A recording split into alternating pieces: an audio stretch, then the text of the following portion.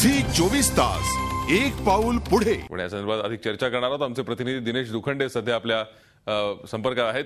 दिनेश, आज अमरावतीतल्या सभेमध्ये राज ठाकरे यांनी इंडिया बुल्सच्या प्रकल्पाबाबत टीका केली। त्याला दिलं जाणारं पाणी दिलं जाऊ नये, शेतकऱ्यांचं पाणी इंडिया बुल्सच्या प्रकल्पाला दिलं जाऊ नये असं सांगताच मुंबईमध्ये त्याचे संतप्त पडसाद उमटताना दिसतायत। काय नक्की वातावरण होतं आज राज ठाकरे यांनी इंडिया बुल्स विरोधात हे वक्तव्य केल्यानंतर? भूषण, मनसे अध्यक्ष राज ठाकरे यांनी एखाद्या आंदोलनाची घोषणा करावी, तसे आदेश कार्यकर्त्यांना द्यावे आणि त्याची अंमलबजावणी कार्यकर्त्यांनी तातडीने करावी, हे आतापर्यंत अवघ्या महाराष्ट्रानं पाहिलेलं आहे। तशा पद्धतीनेच आज अमरावतीतल्या जाहीर सभेत राज ठाकरे यांनी अमरावतीतल्या शेतीचं पाणी इंडिया बुल्सला देण्यास स्पष्ट विरोध केला।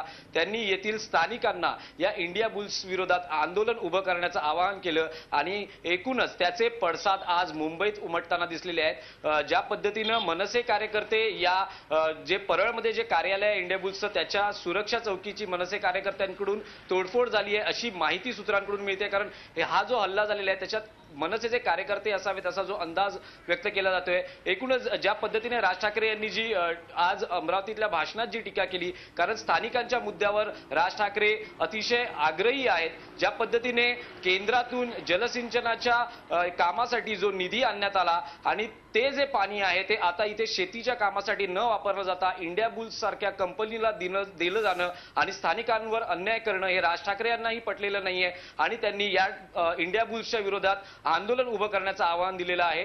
त्याचीच दखल घेत या मुंबईमध्ये याचे पडसाद उमटलेले आहेत आणि जो इंडिया बुल्सचं जे ऑफिस आहे त्या ठिकाणी मोठ्या प्रमाणावर कार्यकर्त्यांनी तोडफोड केली आहे असं सांगितलं जात आहे।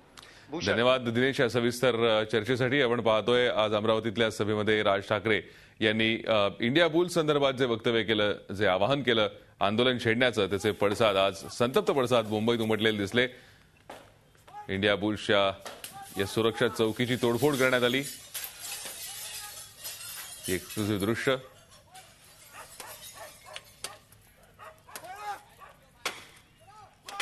झी 24 तास एक पाऊल पुढे।